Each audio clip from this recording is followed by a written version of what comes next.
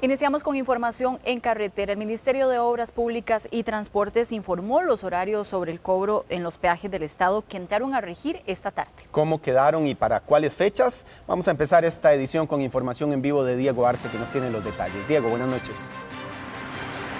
Con la llegada de fin de año, muchas personas pueden disfrutar de vacaciones, por lo cual el Ministerio de Obras Públicas y Transportes estaría dando una serie de medidas para alivianar un poco el caos vial que se presentan en distintos peajes en las rutas estatales. ¿Cuáles son estos nuevos horarios y dónde no se va a cobrar el peaje? Lo ve usted a continuación.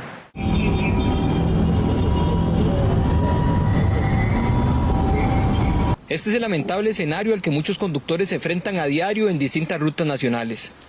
Como medida para combatir un poco el caos vial, el Ministerio de Obras Públicas y Transportes informó esta tarde que los 4 peajes que pertenecen al Estado tendrán una excepción de pago por horas y por días a partir de hoy. A partir de hoy en la noche se abren los peajes que corresponden a la administración de Conavi, esto es el peaje de Cartago, el peaje de Alajuela y el peaje de la Ruta 32.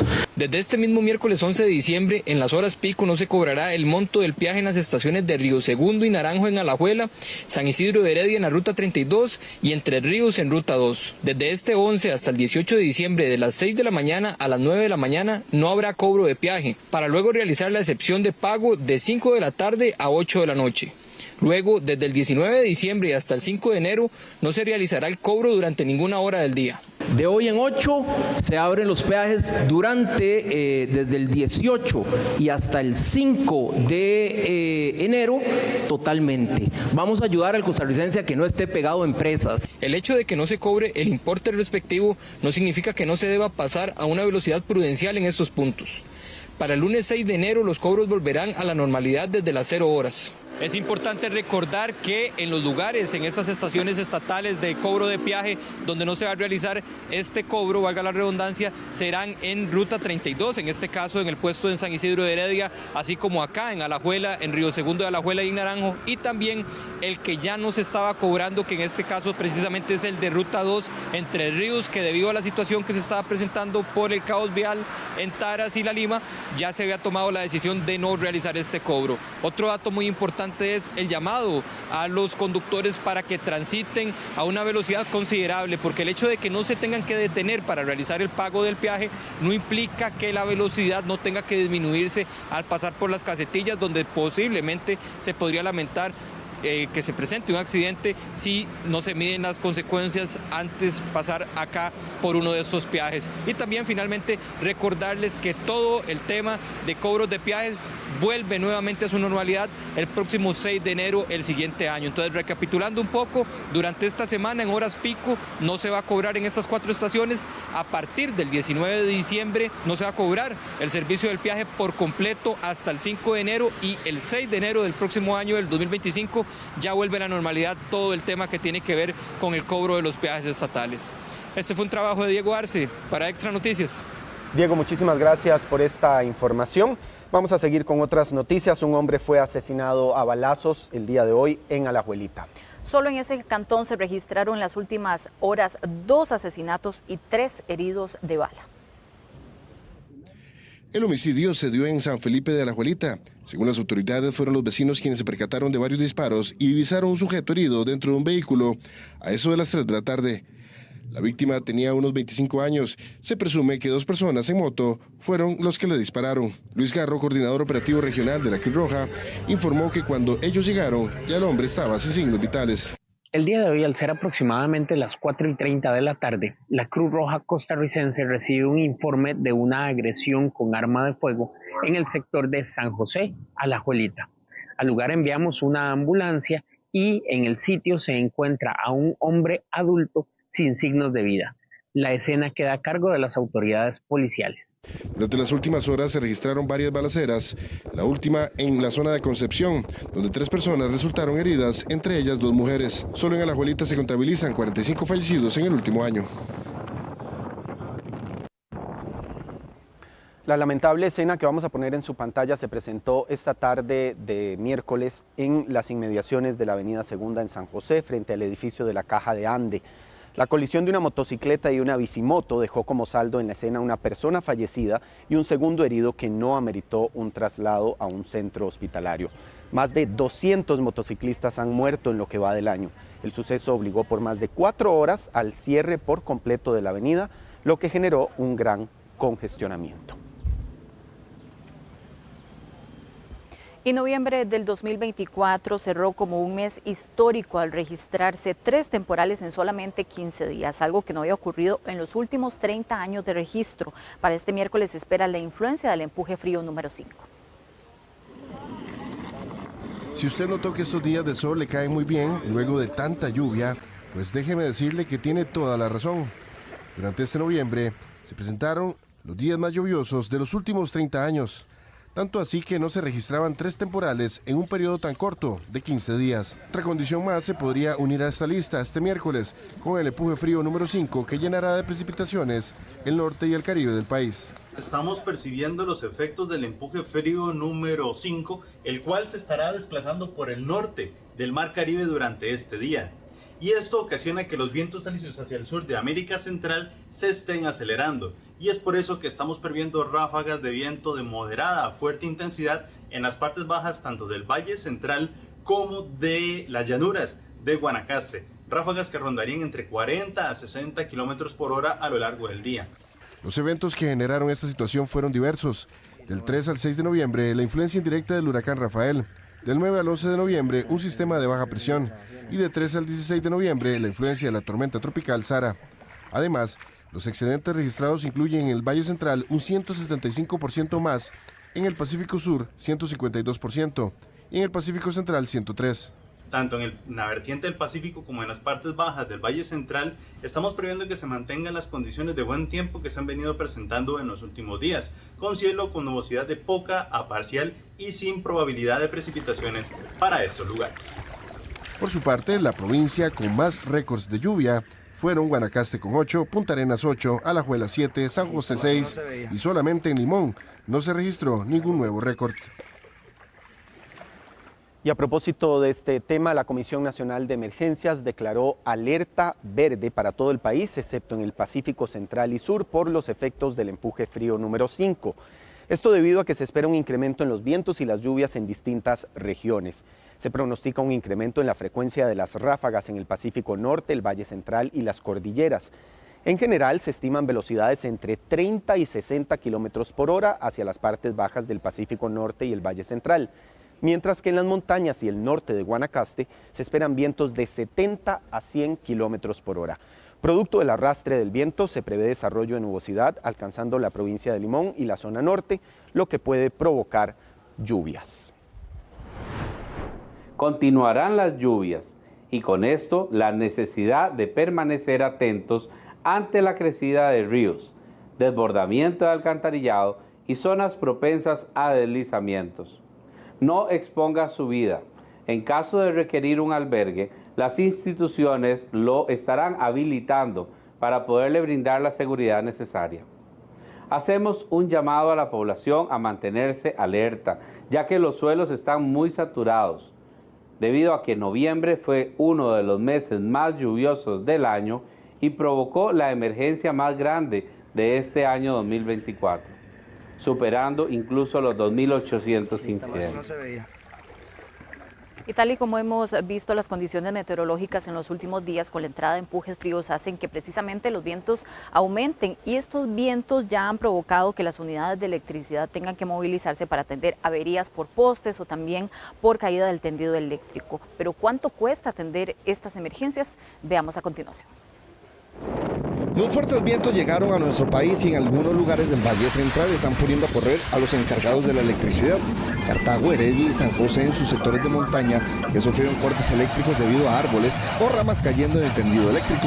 El último mes se dieron 28 averías de este tipo, principalmente se da por lo que son caídas de ramas en el tendido eléctrico, o también incluso puede haber caída incluso del árbol en el tendido. Hasta el momento llevamos 23 reportes asociados a viento, en donde han operado protecciones de media tensión, y tenemos 3 daños más grandes donde ya hubo postes quebrados.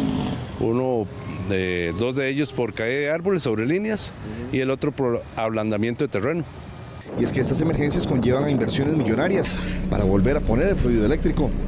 Y esto puede provocar daños que son leves, que podrían andar entre los 80.000 colones, hasta daños ya bastante grandes. El último que atendimos anda entre los 3-4 millones de colones. En el caso de que caiga una rama sobre la línea y afecte solamente un fusible de un transformador, ese reporte es atendido por una cuadrilla de 2 personas. Entonces el costo puede andar ahí por 300.000, por ahí más o menos. Pero ya un daño grande en donde se quiebra un poste, ya tenemos que meter equipo hidráulico, una cuadrilla grande, todo eso. Entonces ya ese costo de ese daño puede andar rondando los 2 millones de colones. Además, los tiempos de arreglo dependerán de qué tan grave es la avería. Costa Rica estará recibiendo en las próximas horas el empuje frío número 5, que traerá fuertes vientos.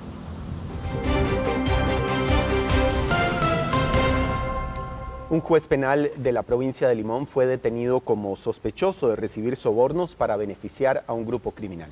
Y la última orden de allanamiento que firmó fue la del mega operativo de este martes por robo de combustible a Recope.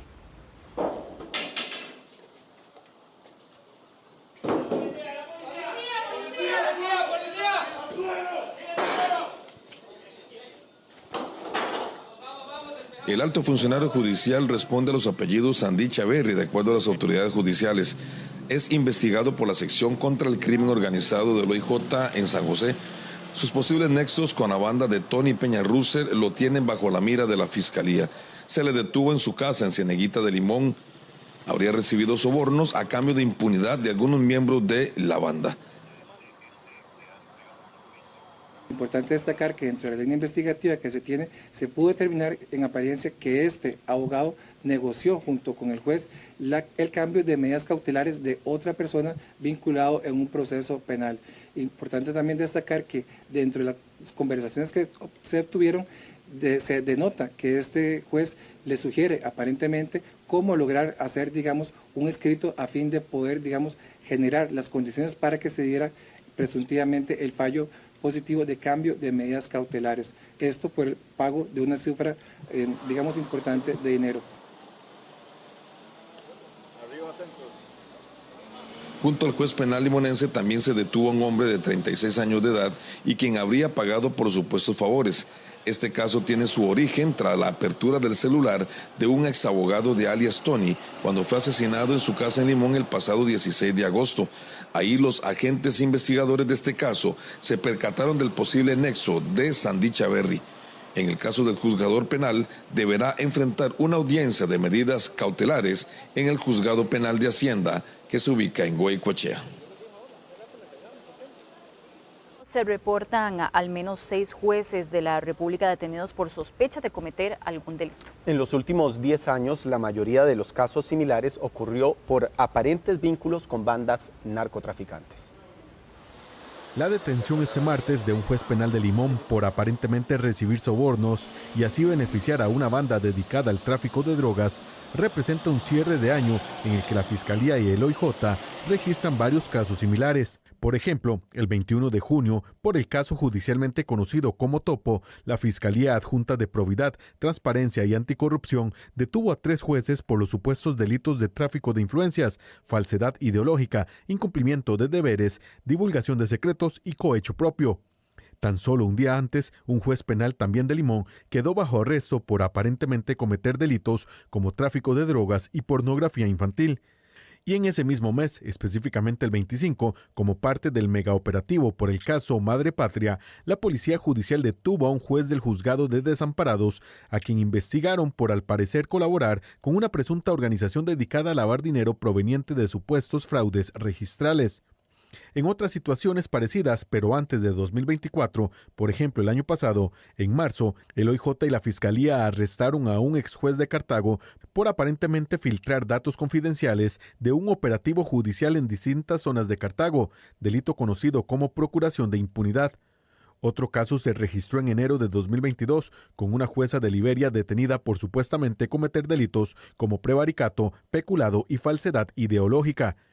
mientras que en mayo de 2014, una jueza del Tribunal de Juicio de Limón afrontó una investigación por 2 aparentes delitos de infracción a la ley de psicotrópicos en la modalidad de procuración de impunidad y tráfico de influencias al supuestamente recibir más de 20 millones de colones para dejar en libertad a un sospechoso de narcotráfico detenido con más de media tonelada de cocaína en su poder.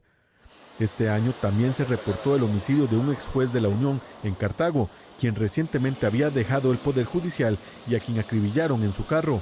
Después el OIJ confirmó que en su teléfono celular tenía 300.000 archivos judiciales.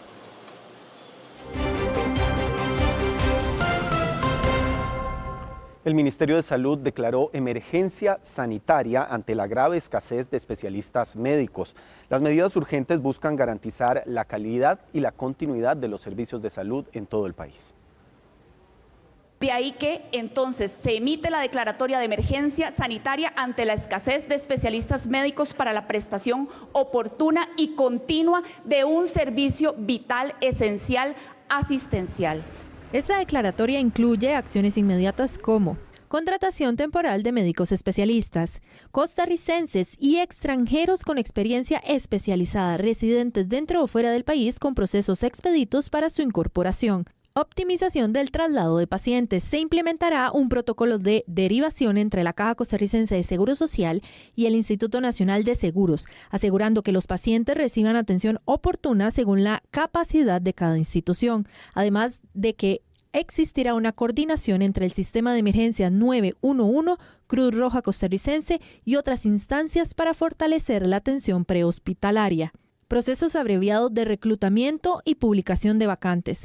Se estableció un procedimiento rápido y transparente para atraer talento especializado de forma inmediata. Y por último, el fortalecimiento de la red de atención del INS. Se crearán puntos de referencia y regionales con atención continua, distribuidos estratégicamente en todo el país para garantizar acceso ágil y eficiente. Quisimos conocer la posición del INS y cómo planean entrar en operabilidad. Sin embargo, la oficina de prensa mencionó que se referirán al tema hasta este jueves. El presidente de la República, por su parte, destacó que estas medidas reafirman el compromiso con el bienestar de los costarricenses. Y que muchos obstaculizan a la caja, estamos hablando de sindicatos, de responsables como Lenín Hernández y mentirosos además, y el sindicato de médicos especialistas, etcétera, y nosotros no vamos a pelear con nadie, simplemente estamos tomando las medidas preventivas. Estas acciones forman parte de la Política Nacional de Salud que estará vigente durante 6 meses y va de la mano con la declaratoria de emergencia institucional realizada por la Caja. Y los servicios de la Caja Costarricense del Seguro Social no tienen un alcance a toda la población, según la encuesta de actualidades. Son principalmente personas con menores ingresos o con menor grado educativo las que suelen no tener aseguramiento. El acceso a los servicios de salud que ofrece la Caja Costarricense de Seguro Social no es equitativo para todos, según detalla parte de la encuesta Actualidades 2024 de la Universidad de Costa Rica. Hay un cercano 15% falto de esta cobertura. Estos fueron por ya desigualdad entre grupos sociales, donde los que hubo mayor porcentaje fueron personas con 50 años o más, personas con autoidentificación étnica blanca, personas nacidas en Costa Rica, y personas que les alcanza, evidentemente, el ingreso subjetivo les alcanza y pueden ahorrar. El informe destaca que las personas en su mayoría acuden a la caja por tema de medicamentos u operaciones que no son de alta gravedad. Yo todavía no he tenido problemas, pero lo veo venir el problema, por la falta de especialistas, ¿verdad? Muy lento, de todos los conocidos que tenemos, súper lento, citas hasta 5 años después. Otro de los temas abordados fue qué tan satisfechos con sus vidas están los costarricenses, por ejemplo también con sus finanzas y sus metas. Ay, lo más satisfecha es tener un buen matrimonio, tener mis hijos, mis nietos, mi salud y toda mi familia. ¿Alguna situación que más bien le genera mucha preocupación, le genera menos satisfacción, le inquieta? La situación actual del país, económicamente y de seguridad. Yo estoy muy contento porque estoy en unión con mis hijos, mis nietos, y la esposa que está a mi lado siempre ha sido una gran compañera y eso me ha fortalecido mucho como persona. Me siento satisfecho con mi vida porque me ha dado muchas oportunidades y he logrado muchas cosas, sueños he cumplido. Este estudio lo realiza la universidad anualmente y aborda temas varios de interés nacional. A propósito de este estudio estadístico, un 40% de las personas manifiestan no tener hijos e hijas, pero según dijeron, esperan tenerlos en los próximos 10 años. Y este fue parte de los hallazgos justamente sobre fecundidad que arrojó esta encuesta Actualidades de la Universidad de Costa Rica. 4 de cada 10 personas que fueron entrevistados por la encuesta Actualidades de la Universidad de Costa Rica manifestaron no tener hijos actualmente. Sin embargo, casi un 80% de ellos no descartan tener uno en los próximos 10 años. Encontramos que el 60,4% de las personas indicó haber tenido hijos. Esas serían las personas de 18 a 49 años, edades más tempranas, están deseando tener los hijos en un plazo de 5 a 10 años. Y que las personas de un promedio de 30,4 años desean tenerlos en una forma más inmediata. Los costarricenses tienen opiniones muy variadas sobre esto. Sí, a mí me encantaría, ¿no?, tener hijos, obviamente que bien planificado, ¿no? Entonces es una planificación. La gente joven ahora ya no quieren tener hijos, ellos prefieren tener mascotas. ¿Y por qué cree que se da esto? Bueno, yo pienso que es la parte más que nada... han perdido lo que es los valores. Y la verdad, la gente no quiere, pero de ahí por error les pasa. Según la encuesta, las razones por las que un 24% de las personas que no tienen hijos ni desean tenerlos son factores económicos, la situación país, decisiones personales y estilo de vida. Y el Hospital Calderón Guardia reubica su servicio de odontología en las nuevas instalaciones después de 60 años de uso. Más de 60,000 personas usuarias de este servicio podrán ser atendidas a partir de este jueves. A mí pasó lo mismo, ¿no? Dicen que me avisaron y es mentira. Así como don Edgar, cientos de usuarios del servicio de odontología del Calderón Guardia no verán afectadas sus citas a partir de este jueves, ya que este centro de salud reactivará sus consultorios de odontología. Esta área, considerada la más grande de la Caja Costarricense de Seguro Social, ahora operará en un nuevo edificio. Tenemos en proceso la entrega, el alquiler de las instalaciones. Esperamos que en menos de un año ya tengamos el alquiler de ese nuevo edificio. Es complicadísimo encontrar una edificación que cumpla con todas las especificaciones técnicas que requiere el servicio de odontología más grande de nuestro país y probablemente en Latinoamérica. Esta medida busca garantizar una atención más segura y eficiente tras más de 60 años de uso continuo de sus anteriores instalaciones, que presentaban deterioro significativo. Con esta reubicación, el hospital asegura la continuidad de los servicios para más de 60,000 pacientes anuales, mientras avanza en el diseño de un edificio especializado en odontología, cuya construcción se proyecta en 5 años y con una inversión cercana a los 10 millones de dólares. La Sala Constitucional resolvió anular el decreto ejecutivo que pretendía la rectificación de linderos de la zona protectora Tivives, mediante el cual se dispuso la reducción de la zona protegida. El decreto impugnado es inconstitucional, dado que viola el derecho fundamental al ambiente, así como los principios constitucionales de reserva legal. De acuerdo con los magistrados, no es posible, vía decreto, que el Poder Ejecutivo disponga la reducción de la zona protectora de Tivives, pues ello es materia reservada al legislador. Además, tampoco se puede disponer la reducción de una zona protegida sin la realización previa de estudios técnicos. La Sala Constitucional ordena a la Procuraduría General de la República que proceda a ejercer las acciones legales correspondientes en defensa del patrimonio público. Para este viernes, Recope entregará a la ARECEP los datos preliminares para el próximo ajuste tarifario de los combustibles, tal como ocurre los segundos viernes de cada mes. Un tipo de cambio del dólar a la baja y una estabilidad en el precio internacional del producto refinado que importa el país permiten que se proyecte una posible disminución para la gasolina y el diésel. Eso sería una muy buena noticia para los dueños de vehículos, pues eso significa que el próximo año podría comenzar con el costo de los combustibles más barato. Este panorama se da luego de que este martes las gasolinas super y regular bajaran 16 colones y 8 colones por litro respectivamente, al tiempo que el diésel disminuyó 9 colones por litro. Empezamos con $68 el barril a principios de este año y estamos terminando con $69 el barril, lo que indicaría estabilidad. Sin embargo, en el mes de abril tuvimos un pico de $86. Ese ha sido el comportamiento.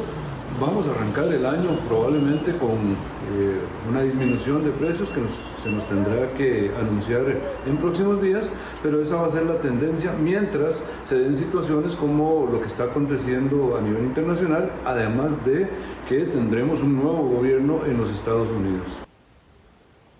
1.300 millones se destinaron para colocar ascensores en 5 puentes. Sin embargo, estos no están funcionando pese a solicitud de la Sala Cuarta. ¿Existe alguna solución para que las personas que ocupan estos ascensores puedan aprovecharlos? Veamos. Una obra anunciada en una primera etapa con una inversión de 700 millones de colones y luego con 600 millones de colones más, ahora luce así. Y es que hay 5 puentes con 10 ascensores los cuales están sin uso, inclusive convertidos en espacios inseguros. Los puentes están ubicados en San Diego de la Unión, en Quesada Durán, en Circunvalación en Atillo 5, en La Sabana frente al Colegio de Periodistas y en Ruta 1 a la altura del Hospital México. Está muy mal porque es un recurso que debería ser habilitado para todos y todos tenemos el derecho de utilizar estos puentes sin importar nuestra discapacidad. Ese es un gasto innecesario ya, porque no se sabe aprovechar. Hay que darle mantenimiento para que los habitantes puedan proceder a hacer uso de lo mismo, ¿ya? Para el CONAVI, el mantenimiento de la obra se hizo insostenible. Más bien indican que cambiarían ascensores por rampas. Esto pese a la solicitud de operación de la Sala Cuarta. Estamos buscando una alternativa de la manera en la que podamos poner infraestructura de manera permanente, ya sea a través de rampas, ¿verdad? Que nos permita que la gente pueda tener este servicio, esta continuidad de paso, sin que se nos presenten las limitantes que también a su vez presentaban los elevadores. Para continuar con la operación de los ascensores, parece haber una solución. No es una alternativa que vayamos a descartar, de hecho es una buena oportunidad que si alguna de las empresas privadas del sector quiere asumir lo que es la parte del mantenimiento a costa tal vez de temas como publicidad, ¿verdad? O algo que permita un convenio donde ambas partes obtengan un resultado positivo, pues por supuesto que la administración estaría altamente interesada en ello. Claramente el convenio debe ser productivo, debe ser racional, no debe ser claramente una situación de la cual alguna de las partes pueda estarse aprovechando la otra, sino que le sirva al ciudadano y sea en todo caso para un fin y un bien público. De momento, las personas que tienen alguna complicación para caminar deberán de seguir subiendo las gradas para utilizar estos puentes. El Sindicato Costarricense de Bomberos y Afines asegura que nuestro país tiene un déficit de 500 bomberos. Los funcionarios solicitaron apoyo en la Comisión de Discapacidad de la Asamblea Legislativa. Déficit de 500 bomberos, salarios poco competitivos, jornadas extensas de más de 70 horas a la semana y limitaciones de sus actividades por edad. Son algunas de las preocupaciones que expuso el Sindicato Costarricense de Bomberos y Afines en la Comisión de Discapacidad de la Asamblea Legislativa. Recordemos que la regla fiscal nos tenía atados por el crecimiento de los gastos fijos, que es parte de la planilla, y no podíamos aumentar personal. En este momento sí se dispone esa posibilidad. Sin embargo, hay una necesidad de más de 500 bomberos para poder solventar la necesidad actual. O sea, hay un déficit de 500 bomberos. Manuel, ¿cuál es el salario aproximado que tiene un bombero? Está en promedio de 595.000 colones mensuales. Los bomberos también expusieron que la edad de jubilación es alta, tomando en cuenta las lesiones y peligros a los que viven expuestos. Ya tenemos más de 40 bomberos con edades superiores a los 50 años. Eso quiere decir que entre 10 años vamos a tener prácticamente adultos mayores trabajando, atendiendo emergencias. Y creo que ustedes esperarían que llegue el bombero con más agilidad, con más fuerza, con más facilidad de atender las emergencias y no que llegue un bombero abuelito a atender una emergencia que no vaya a poder realizar la tarea que se le encomienda. La comisión propuso una mesa de trabajo para impulsar un proyecto de ley que atienda las necesidades del benemérito Cuerpo de Bomberos. Son las 9:30, hacemos una pausa y cuando regresemos los diputados salen a vacaciones, pero quedan algunos proyectos pendientes de aprobación. Cuando regresemos de la pausa analizaremos la gestión de la Asamblea Legislativa con una entrevista en vivo. Ya regresamos. Estás viendo Extra TV. Extra TV. Feliz Navidad te desea Extra TV. Gracias por informarse con Extra Noticias. Con la salida a vacaciones de los diputados de la Asamblea Legislativa, quedarán pendientes de aprobación algunos proyectos de ley que quedarán para el próximo año. Así es que los diputados estarán 24 días afuera del plenario. Rolando Rivera nos amplía desde la Asamblea Legislativa. Rolando, adelante. Buenas noches. Los diputados de la Asamblea Legislativa disfrutarán de su periodo de vacaciones a partir de este próximo jueves, pero todavía queda un día de poder realizar sesión de plenario. Es por eso que hay algunos también proyectos que se vislumbran como los que quedarán pendientes para el próximo 2025. Vamos a ver la siguiente información.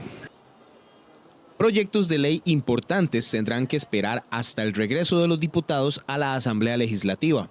Este jueves, los legisladores se acogen al receso de fin de año y temas como, por ejemplo, el de jornadas flexibles, salario global para especialistas médicos y fortalecimiento de la Cruz Roja tendrán que esperar hasta enero próximo. Hay un proyecto de ley que presentó Liberación Nacional para trasladar a salario global a los médicos especialistas de la Caja y que en medio de la crisis que se está viviendo debería de haberse convocado y de haberse aprobado.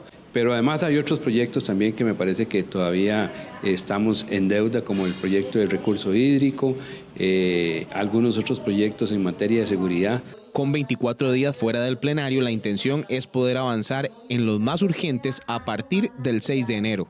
Fue importante el paso que se dio, por ejemplo, en jornadas 4.3, que lamentablemente la Sala Constitucional se trajo abajo el proyecto, y era un proyecto muy importante, consideramos, para el país, y ya estaban los votos. Bueno, uno mío, por ejemplo, que es el de titulación de tierras de Habdeba, que ya está para primer debate. También ahora lo último que vimos, el de Cruz Roja, que quedó pendiente, el del tema especialistas de la Caja, que esto, bueno, ahorita en diciembre nos va a generar un gran problema, pero también otros importantes, por ejemplo, el de vivienda para clase media, que es un proyecto impulsado por Liberación Nacional por medio de la diputada Katia Rivera. Se debe recordar que algunos diputados harán una pausa en sus vacaciones para recibir el 20 de diciembre en audiencia al exministro del MOP, Luis Amador, que explicará temas como el contrato de DECRA y también el mantenimiento del aeropuerto Daniel Oduber. Desde la Asamblea Legislativa es un reporte de Rolando Rivera para Extra Noticias. Muchas gracias, Rolando, por este reporte. Y es que a propósito de este cierre del periodo de la Asamblea Legislativa, queremos hacer un análisis de la gestión que han hecho los diputados a lo largo de estos meses. Así es, esta noche en Mesa de Análisis invitamos al analista político Daniel Calvo, a quien incorporamos vía Zoom a esta entrevista para conversar un poco sobre lo que ha sido la gestión de esta Asamblea Legislativa. Don Daniel, muchísimas gracias por acompañarnos. Muy buenas noches, encantado de estar con ustedes y dispuesto a conversar de cuáles son los retos y desafíos que afrontará la Asamblea Legislativa para el próximo año. Queremos empezar poniendo en pantalla un breve resumen de lo que ha sido la gestión de esta Asamblea Legislativa desde el inicio, el 1 de mayo del 2022. Han aprobado hasta ahora 345 proyectos. Sin embargo, también, si lo vemos desde la perspectiva de todos los proyectos de ley que se han presentado, parece ser bastante poco. Los proyectos presentados hasta hoy son 1.103. Los que tenemos aprobados, 345, y los presentados son 1.103. Tal vez mientras vamos viendo estos datos, don Daniel, nos gustaría que usted nos haga una valoración sobre lo que ha sido esta gestión. Más allá de la cantidad de leyes, tal vez es importante analizar la calidad de las leyes que han aprobado.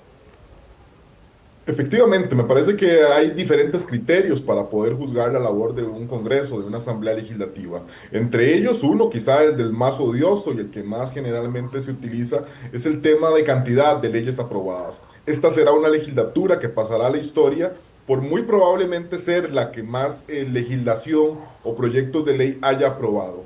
No obstante, como bien lo señalás, si uno se pone a revisar la calidad, Lo cierto, y ha sido una de las críticas principales del Poder Ejecutivo al Legislativo, es que la calidad de los proyectos de ley no es la mejor. Hay una enorme cantidad de proyectos de ley que en jerga parlamentaria se denominan como proyectos o agenda chayote, es decir, segregaciones, autorizaciones de carácter municipal, que inclusive algunos consideramos que no deberían de pasar o ser resorte de la Asamblea Legislativa, que deberían de resolverse a lo interno de cada municipalidad, así como una enorme cantidad de declaraciones de benemeritazgos, de días para diferentes poblaciones de carácter vulnerable o no vulnerable, y no legislación sustantiva como lo que señala el Estado de la Nación. Adicional a eso, creo que también hay que señalar que la Asamblea Legislativa, no de esta administración, sino desde hace muchísimas administraciones atrás, aprueba una enorme cantidad de proyectos de ley sin contenido presupuestario, lo que va generando un desazón en la población,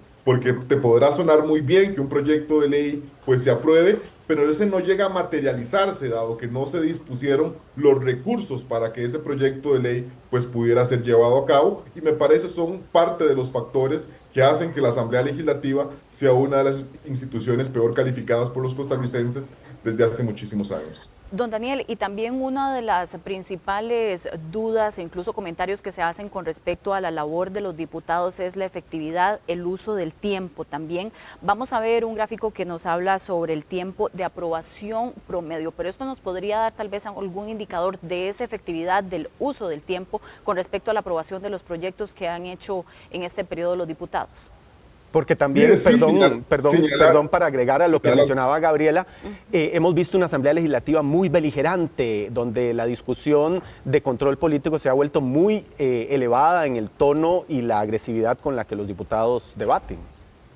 Es una buena acotación porque nos permite hacer un balance para la gente que nos escucha. Recordemos que la Asamblea Legislativa, pues por decirlo así, tiene dos tareas fundamentales.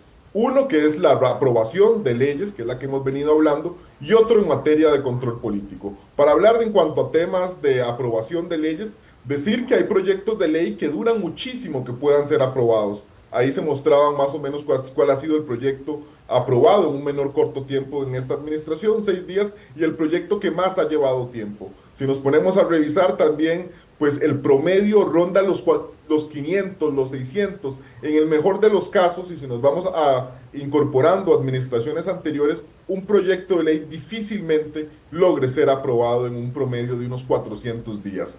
Pero también en lo que mencionábamos minutos atrás, de que hemos tenido una enorme cantidad de proyectos de ley, pero no así una calidad o legislación sustantiva, lo cierto es que aplica que cuando no se tiene una agenda sustantiva o una agenda profunda, pues el control político se dispara o incrementa notablemente. Y eso me parece es lo que hemos visto muchísimo en esta administración, labores de control político sobrecargadas, creación de comisiones especiales que los diputados se quejan de que no están dando los resultados deseados, una enorme cantidad de debates reglados, que me parece muy probablemente en algún momento obligarán a tomar reformas importantes para el uso del tiempo, pero lo cierto es que si no se logra perfilar una agenda de proyectos de ley sustantiva, importante sobre los temas que la sociedad costarricense hoy está demandando, por decir seguridad, por decir vivienda, por decir materias de pensiones, empréstitos que también están por ahí, pues difícilmente el tema del control político vaya a reducirse si se carecen pues de una agenda robusta en cuanto a esa cantidad o distintos temas que te he mencionado. Don Daniel, ¿qué podemos esperar del próximo año que empieza el fuego electoral? Se abre ya el periodo para la próxima campaña electoral, las elecciones del 2026. ¿Esto reduce el margen de acción, por ejemplo, del partido oficialista, el partido de gobierno durante el próximo año? Mire, si ya hemos tenido una relación bastante conflictiva entre Ejecutivo y Legislativo, lo más probable es que este conflicto se vaya a acrecentar. Vamos a estar en un 2025 con año preelectoral, donde la mayoría de la cantidad de fuerzas políticas representadas van a entrar en sus procesos de precandidaturas, de posibles precandidaturas diputadiles en este caso, y eso me parece a mí va a generar un ruido muy fuerte en la Asamblea Legislativa. Los bríos electorales soplarán con fuerza en Cuesta de Moras y eso generará desde el punto de vista, por ejemplo, de aprobación de leyes, que muy probablemente se vaya a demorar muchísimo más tiempo en la aprobación de leyes. ¿Por qué? Porque el tema del control político del que hemos hablado muy posiblemente también se va a acrecentar. Vamos a estar viendo denuncias por parte de la oposición y algunas fracciones que hasta el momento han sido cercanas al Ejecutivo, muy posiblemente se vayan a querer desmarcarse o distanciarse de las posturas de gobierno en razón justamente de acercarnos a la época electoral. Don Daniel, ¿y cuáles son, tal vez, si podríamos mencionarlos, esas tareas pendientes con las que se está yendo a vacaciones la Asamblea Legislativa? Algunos de esos temas que son relevantes e importantes para el país que se han quedado por ahí rezagados. Mira, ahora ustedes en las entrevistas con algunos diputados pues mencionaban algunos de ellos y quizás si tuviéramos que priorizar pues podemos decir que está el proyecto de jornadas flexibles de trabajo, que lo mencionaba el vocero de la fracción del Partido Unidad Social Cristiana. Está también el proyecto que tiene que ver con ley de armonización del sistema eléctrico, que es lo que busca una apertura del sistema eléctrico nacional. Hace poco estuvimos con los apagones de electricidad, vamos a estar en la época de verano y me parece que va a ser un proyecto importante. Por ahí también el día de mañana se va a intentar avanzar con la posibilidad de la venta de excedentes de energía al mercado eléctrico regional, que es un proyecto primordial para el Ejecutivo. Hay por ahí también algunos empréstitos en materia para dar financiamiento a obras de infraestructura o el tema de las consecuencias que ha dejado la emergencia. Por ahí está también el tema de la ley de alianzas público-privadas, que pudiera ser un segundo escenario o un plan B a la ley Jaguar, que no me parece vaya a tener suerte o vaya a ver la luz al final del túnel en esta administración. Por mencionarte algunos otros, también tenemos, por ejemplo, el proyecto de plataformas de transporte colaborativo, que también está por ahí convocado, y muy probablemente adicional a esos proyectos, pues te decía, los que se han mencionado, está el tema de la crisis de los especialistas, tema de la Cruz Roja y así una infinidad de temas, pero me parece que eso a grandes rasgos son las tareas pendientes para que los diputados vuelvan a sus funciones a partir del próximo 6 de enero. Veámoslo ahora desde la perspectiva de la cosecha legislativa. ¿Cuáles serían, a su criterio, los 5 proyectos más importantes aprobados por esta generación de diputados? El top 5. Si nos ponemos a revisar quizá del mes de enero a lo que llevamos estos ya 12 meses, ¿verdad? 12 meses y medio, yo creo que hay proyectos importantes.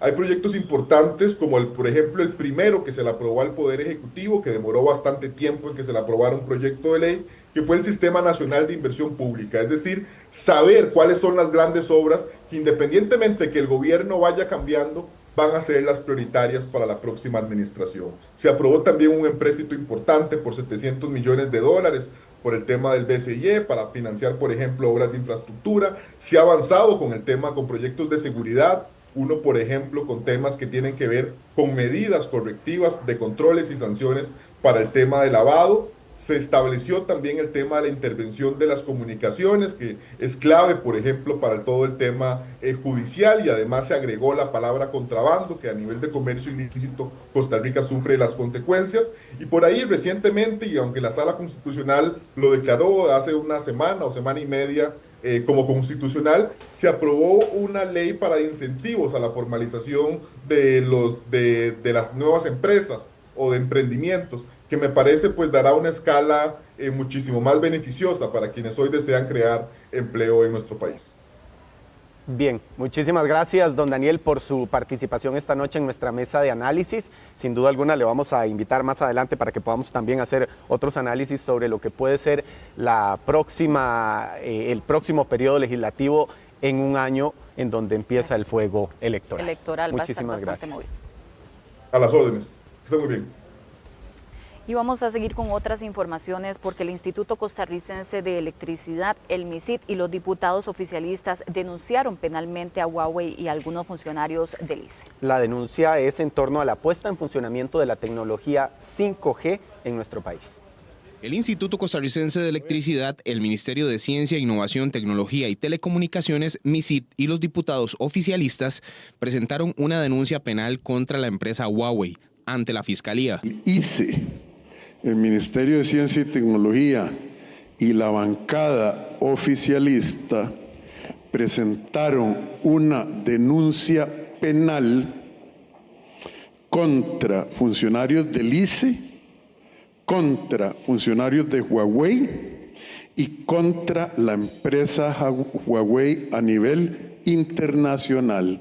El presidente de la República, Rodrigo Chávez, explicó que la denuncia también se presentó contra la auditora del ICE, Ana Sofía Machuca, exgerentes y funcionarios de la institución. La denuncia contra los funcionarios y exfuncionarios es por incumplimiento de deberes, influencia contra la hacienda pública y fraude de ley en contra de la hacienda pública. De igual forma, el presidente explicó que al gerente general de Huawei, Peng Yang, a título personal por los delitos de estafa, cohecho propio, tráfico de influencias e influencias en contra de la hacienda pública. La denuncia ha sido interpuesta en la Fiscalía ya y las personas denunciadas son Ana Sofía Machuca Flores, la auditora interna del Instituto Costarricense de Electricidad, por los delitos de incumplimiento de deberes, influencia en contra de la hacienda pública y fraude de ley en contra de la hacienda pública.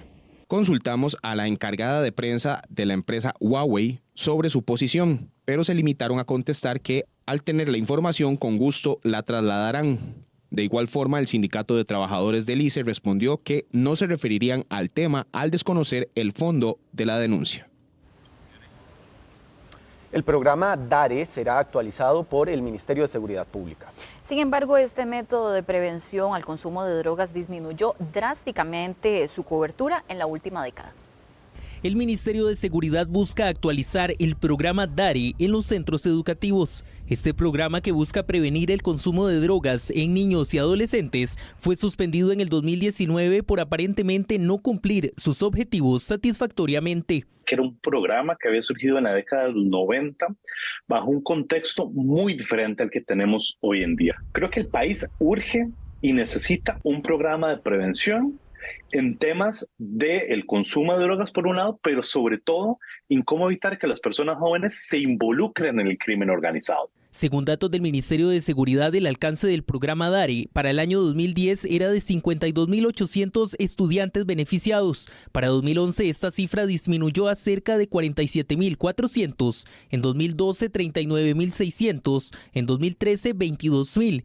Y el mayor cambio se vio del año 2014 al 2015, reduciéndose en un 69%. El Ministerio de Seguridad, por su parte, menciona que en 2022 se retomó el programa. Según datos de la Coordinación Nacional de DARE, de 2022 a 2023 se alcanzó a 34 centros educativos y aproximadamente 1.300 estudiantes en sitios como Siquirres y Cotobruz. En los centros educativos no estamos hablando de drogas, estamos hablando de fortalecer las habilidades para la vida, y el programa DARE lo que hace bajo esta nueva lógica es eso. Si usted revisa contenidos curriculares del año 91 a la fecha, ha habido 5 contenidos curriculares muy diferentes, muy distintos, que respondieron a realidades muy distintas en el país. Según mencionó el ministro de Seguridad, Mario Zamora, un estudio técnico desarrollado junto a la Embajada de Estados Unidos permitirá centralizar el programa en centros educativos dentro de zonas vulnerables. Actualmente existen otros programas en el país como GREAT, que operan desde la década pasada y se enfocan mayormente en el abordaje de crimen organizado.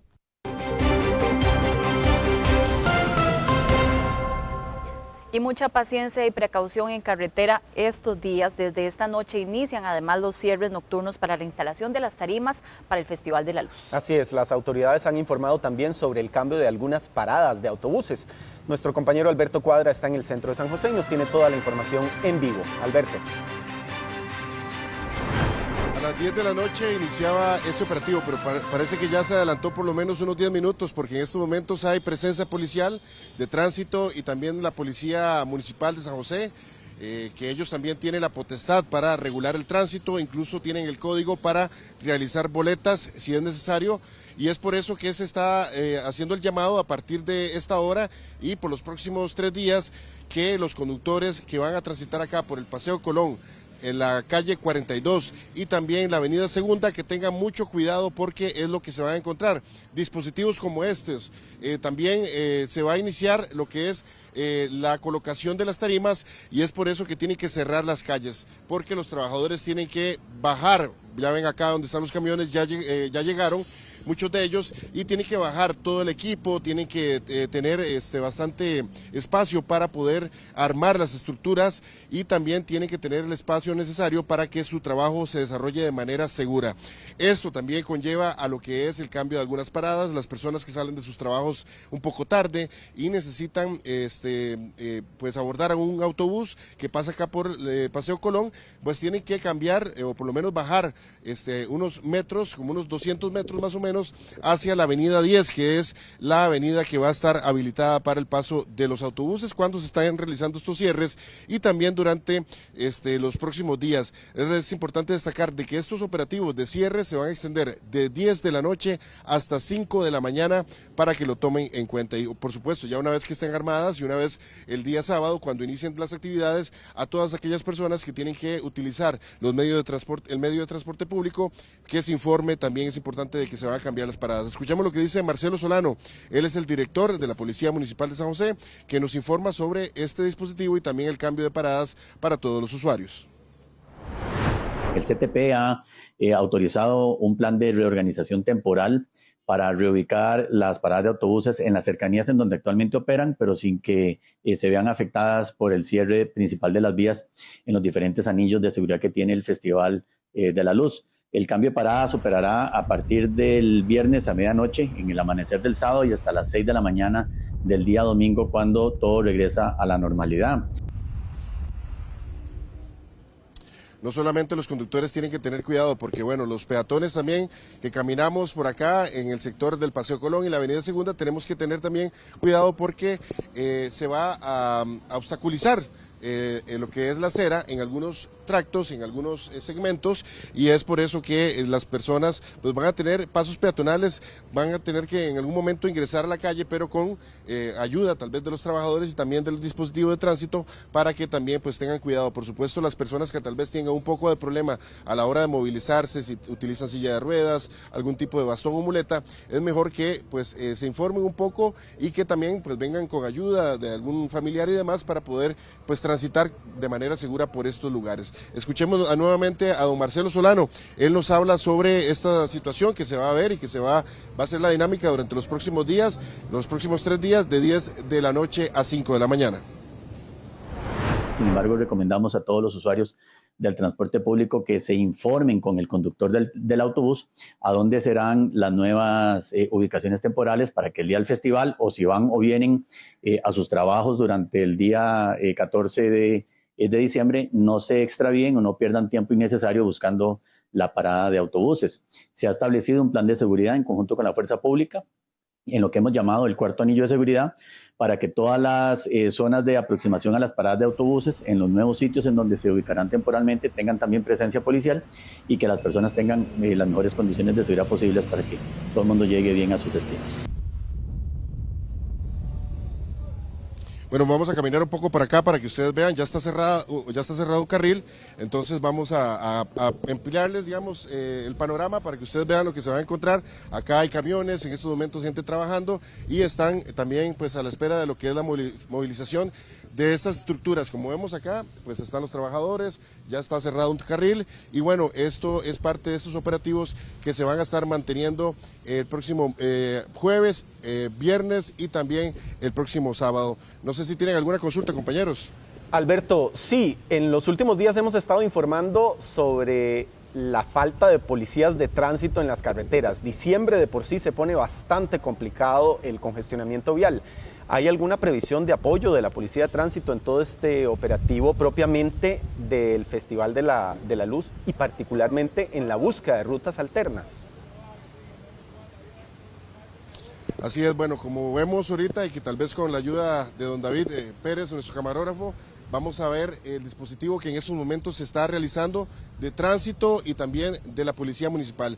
El fuerte, por lo menos, la carga principal se la va a estar llevando, por decirlo así, los policías de la Policía Municipal, y ellos van a estar realizando estas regulaciones. Vemos que ya vienen con su patrulla, vienen también con una buseta, vienen por lo menos acá, los que hemos visto, por lo menos unos 5 a 6 motorizados, y ellos van a ser los encargados principales de realizar lo que sería el dispositivo principal para lo que sería el cierre y también regulación de tránsito. Según también nos habló los personeros del MOB y también los encargados de la oficina de prensa, se van a estar destinando cerca de 10 oficiales de tránsito para regular sobre todo a aquellos que vengan del sector de la General Cañas, para desviarlos hacia la avenida 10 y también en algunos de esos sectores pues regular el paso si está el semáforo rojo y si viene mucho vehículo, por ejemplo, del sector de La Juela, pues darles el paso debido y que sea un poco más fluido.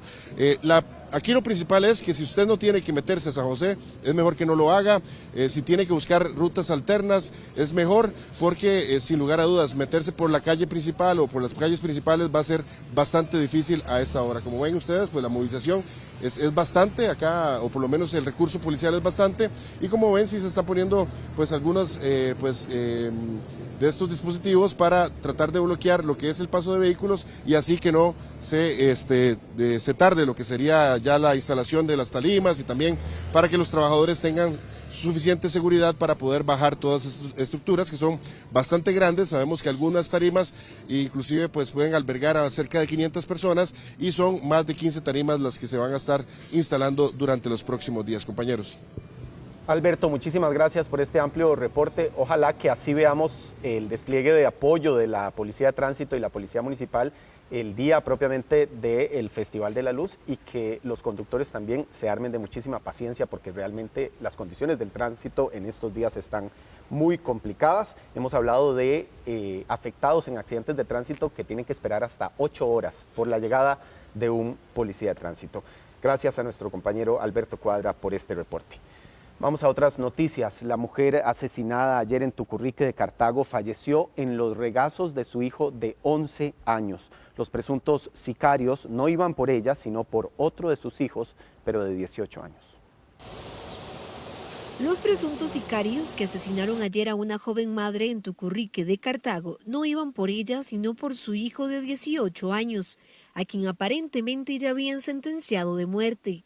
Los sicarios llegaron en motocicleta, ingresaron hasta la vivienda y como no encontraron a su objetivo, asesinaron a la mujer frente a sus 3 hijos pequeños e hirieron a su pareja sentimental. De pronto empezaron a sonar disparos, sonaron como 6 detonaciones y en eso salieron los hijos de la pareja y gritando, llorando, pidiendo auxilio, que llamaran a la ambulancia por favor, que habían disparado sobre los papás.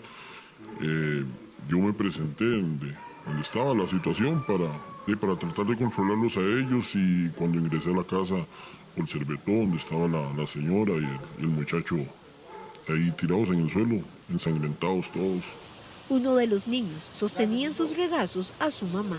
Pero a uno le dio mucho sentimiento fuera por los niños, porque ellos estaban llorando y de hecho uno tenía a la mamá en las piernas, entonces de uno como mamá se impacta, ¿verdad? Pero ya después llegó la policía y la ambulancia y ya ellos tomaron acciones sobre los niños. Bastante impactante ver el montón de sangre, las personas, la muchacha ahí agonizando porque ella no murió en el instante, ella estaba agonizando, ver a los pequeñitos ahí, los menores de edad llorando, sufriendo, gritando, desesperados por ver a la mamá y al padrastro. 2 de los niños tuvieron que ser trasladados a un centro médico. 2 menores, uno de 11 años, otro de 12 años, que uno de ellos es trasladado por una condición de crisis emocional, otro de ellos trasladado por un golpe menor en una de sus extremidades, que de igual forma son trasladados al centro médico para la valoración. Y trasladan la denuncia a la oficina local correspondiente para la atención socio-psicolegal del grupo de hermanos, así como también el dictado de las medidas de protección a favor de cada uno de ellos. La madre de estos niños se convirtió en una víctima colateral más de las 46 que se contabilizan en este año. Según el organismo de investigación judicial, 71 mujeres han sido víctimas de homicidio. Y Cartago ya contabiliza 70 homicidios, 2 más en comparación con el año anterior. Solo el cantón de Turrialba ya se efectuaron 19 asesinatos y le sigue Cartago con 17. Los habitantes de la provincia de Cartago sienten un creciente temor e inseguridad debido a la expansión de la criminalidad en la provincia. Aquí siempre se ha caracterizado por ser un pueblo muy tranquilo y todo, pero últimamente sí, viera que se han dado ya muchos incidentes así y de ahí complicado porque la gente que es nata de aquí se ven asustados porque nunca han visto esto. Hace unos años, como le digo, no existía aquí la violencia, pero desgraciadamente de aquí, como en todo pueblo, ha incurrido la violencia. Y de ahí, un pueblo muy tranquilo, gente muy honesta, gente trabajadora, la gente muy insegura, no podemos salir aquí no podemos salir, un barrio muy tranquilo. Actualmente, Cartago contabiliza 70 homicidios, 2 más en comparación al mismo periodo del año anterior, cuando se reportaron 68 asesinatos. En el cantón de Turrialba contabilizan 19 homicidios, en Cartago 17, La Unión contabiliza 14, en Jiménez ha ocurrido 1, en Paraíso 10, Oriamuno 5, El Guarco 3 y en el cantón de Alvarado se contabiliza 1 homicidio. Los ajustes de cuentas entre bandas criminales por la disputa de los territorios para la venta de drogas es la principal razón. Nosotros lo que hacemos pues, es tomar los lugares más calientes, tener una buena presencia policial, estamos intercomunicados con las diferentes comunidades, con el comercio, ¿verdad? Entonces hay un trabajo integral para poderlo mitigar, para poder prevenir. Nosotros tenemos prácticamente tomados todos los lugares que son conflictivos, ¿verdad? Los tenemos claramente identificados, donde operan los grupos criminales y donde residen los grupos criminales para poder hacer movilización de drogas o de armas. Los vecinos piden más seguridad en la zona. Una hacienda de más de 30 hectáreas en Pérez Celedón y cuyo valor supera los 2.000 millones de colones pasó a custodia temporal del Instituto Costarricense sobre Drogas, el ICD, pues se le incautó a una supuesta banda dedicada al lavado de dinero proveniente del narcotráfico. Esta hacienda valorada en casi 2.100 millones de colones pasó desde este miércoles a posesión temporal del Estado costarricense, bajo la figura de depósito judicial a favor del Instituto Costarricense sobre Drogas, el ICD. La propiedad la congeló el Juzgado Penal de la Jurisdicción Especializada en Delincuencia Organizada tras una investigación de la Fiscalía a 26 personas sospechosas de lavado de dinero proveniente en apariencia del narcotráfico. Este bien ya no va a poder ser accedido por parte de cualquier persona relacionada a la investigación o inclusive que no esté relacionada a la investigación, salvo que sea algún funcionario del Instituto Costarricense sobre Drogas o bien cualquier persona autorizada por parte de este instituto que se encargará de administrarla. La custodia y administración temporal del ICD responde a que el juzgado acogió la petición de la Fiscalía de elevar el caso a juicio tras aceptar toda la acusación y la prueba. Hacienda Fénix se ubica en Pedregosos de Pérez Celedón, en un terreno de más de 30 hectáreas y cuyo beneficiario final es el supuesto líder del grupo y a quien la policía de Panamá detuvo hace 2 años en Chiriquí. Aparentemente las actividades ilegales generaron un patrimonio de 17 millones de dólares, equivalentes a 8.500 millones de colones. En detalle se logró el decomiso de dinero en efectivo de un poco más de 7.6 millones de dólares inicialmente, así como 509 millones de colones. También en cuentas bancarias se logró la inmovilización y traslado a cuentas del ICD de poco más de 380 millones de colones. Con el trámite de este miércoles y ante una eventual condena, la Hacienda Fénix quedaría en incautación total a favor del ICD, con lo cual se le despojaría en forma definitiva al aparente grupo criminal. Y las autoridades continúan atendiendo emergencias por personas perdidas en montañas. Este año se han reportado 128 emergencias por desapariciones y 3 fallecidos. La Cruz Roja Costarricense confirmó el hallazgo del cuerpo de un adulto mayor fallecido en Bajos del Toro, en el cantón de Sarchí, en Alajuela. Esta persona ingresó a hacer senderismo, pero fue reportada como desaparecida el martes por la noche. En el operativo participaron 15 cruzrojistas, quienes lograron el hallazgo en la madrugada de este miércoles. La Cruz Roja Costarricense responde con 3 unidades, con 15 personas especializadas en rescate, la cual hace ingreso a un sector montañoso aproximadamente de 6 kilómetros. En el lugar logramos ubicar un adulto mayor de aproximadamente 70 años, el cual se encuentra sin signos vitales. Realizamos las labores de la extracción del cuerpo, ya fue entregado a las autoridades judiciales. Otro caso se dio el sábado anterior cuando se confirmó el fallecimiento de una turista polaca de 23 años en el sector de Barú, en Pérez Celedón. La mujer, identificada como el apellido Yontoska, habría estado 3 días en la zona sur del país y el viernes salió del hotel en el que se hospedaba a realizar senderismo. Según información de las autoridades judiciales, la joven habría caído por un precipicio en condiciones que se desconocen y que están siendo investigadas. El asesorarse antes de ingresar al río, ir a revisar antes de llegar al río. Y hay que recordar que el motivo de que ya no tengamos tal vez la misma cantidad de lluvias existe en algunos ríos, y hay que recordar que en las partes altas de este río puede hacer que exista alguna represa o algo que pueda generar que una cabeza de agua, lo que conocemos comúnmente, aún así pueda generarse. Algunas zonas que aún siguen teniendo algunos comportamientos de algunas lluvias, aunque sean pequeñas, sin embargo, el río puede llegar a generar ese comportamiento. Otros 2 fallecidos se registraron en Sarchí, tras un derrumbe en una montaña meses atrás. Y un hombre falleció en Bebedero de Cañas tras un incendio en una vivienda de 40 metros cuadrados. Los bomberos encontraron el cuerpo después de apagar las llamas en el sitio. El hombre fue identificado preliminarmente con el apellido Hans, de 60 años. La casa fue consumida en su totalidad por el fuego y aún se desconocen las causas del siniestro. Al hacer una revisión en una de las viviendas, en la primera, ya la misma colapsada totalmente por el fuego, se busca dentro de la estructura y que haya, muy lamentablemente, un masculino, aproximadamente unos 60 años de edad, el mismo totalmente calcinado por el fuego.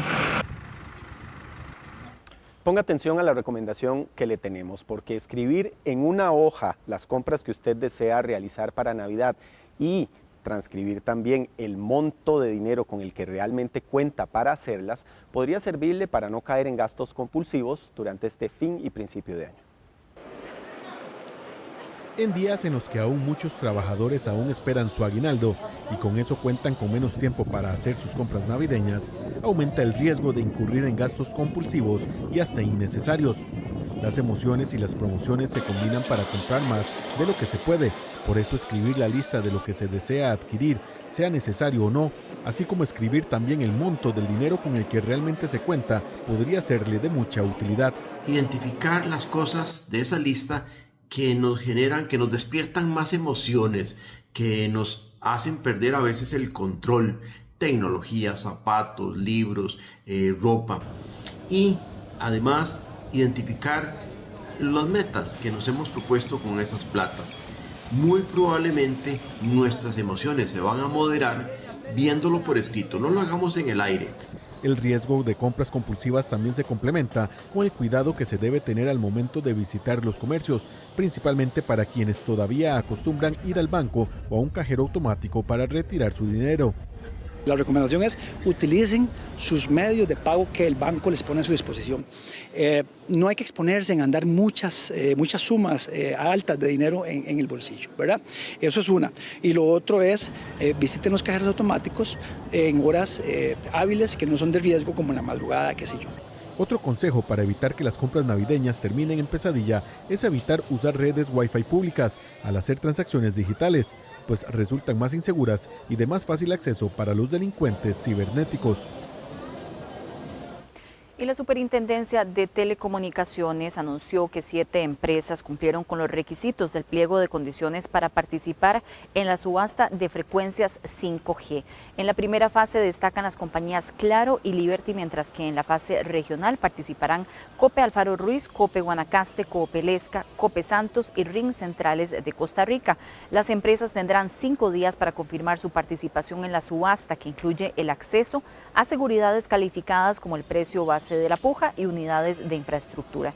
Este proceso busca beneficiar a 134 distritos con limitaciones de conectividad y otros 353 con calidad inferior al 80%. Tras recibir 4 ofertas de entidades financieras interesadas en comprar la cartera crediticia de Copeservidores con morosidad mayor a 60 días, el Consejo Nacional de Supervisión del Sistema Financiero rechazó 3 de ellas. Según la administración de la resolución de la cooperativa, solo una oferta se mantiene todavía en estudio pues las restantes no resultaron razonables, ya que están muy por debajo del valor real de esos préstamos.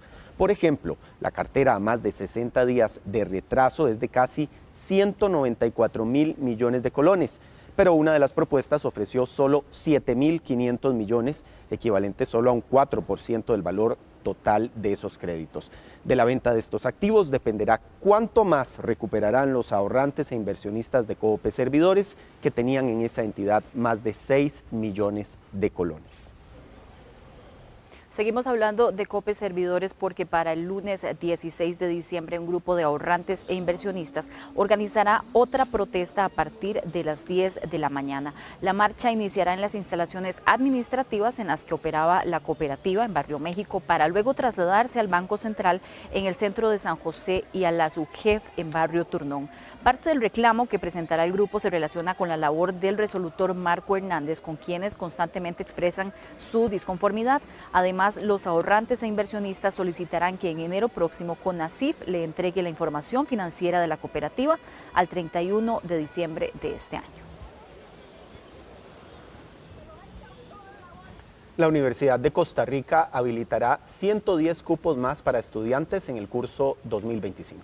Y es que solo para este 2024 los espacios para carreras STEM aumentaron 187 nuevos cupos. La Universidad de Costa Rica habilitará nuevamente la carrera de meteorología, alegando es un área con demanda en el país.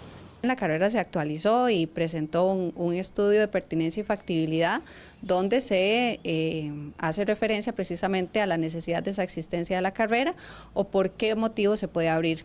Lo mismo sucedió en el caso de la carrera de enseñanza de las ciencias naturales, que sufrió toda una modificación. La inactivación de carreras, asegura la Vicerrectoría de Docencia, no se realiza con base a temas como la oferta laboral disponible para algunas profesiones, sino más bien un tema de actualización de malla curricular. No existe una política de inactivar carreras, ¿verdad? Sino que todas estas carreras lo que se hace es que se promueve que estén actualizadas, evaluadas y que de esta forma pues sean ofertas de calidad. La UCR habilitó 110 cupos más para el 2025, de los cuales un 37% se distribuyen en sedes regionales. Las carreras STEM son parte de esta prioridad en la ampliación de cupos. Se ha trabajado, ¿verdad?, por el aumento de cupos no solo en carreras STEM, ¿verdad?, sino en general a nivel de la universidad, principalmente también promoviendo un poco más el acceso en sedes regionales, tanto de este tipo de carreras como de otras, pero sí han habido un aumento de cupos desde el año, ¿verdad?, pasado, este año que para 2025 se han ido incrementando. La oferta de carreras STEM, según la universidad, permite promover el desarrollo de la industria de dispositivos médicos y semiconductores en el país, las cuales proyectan ser áreas con amplia demanda en los próximos años.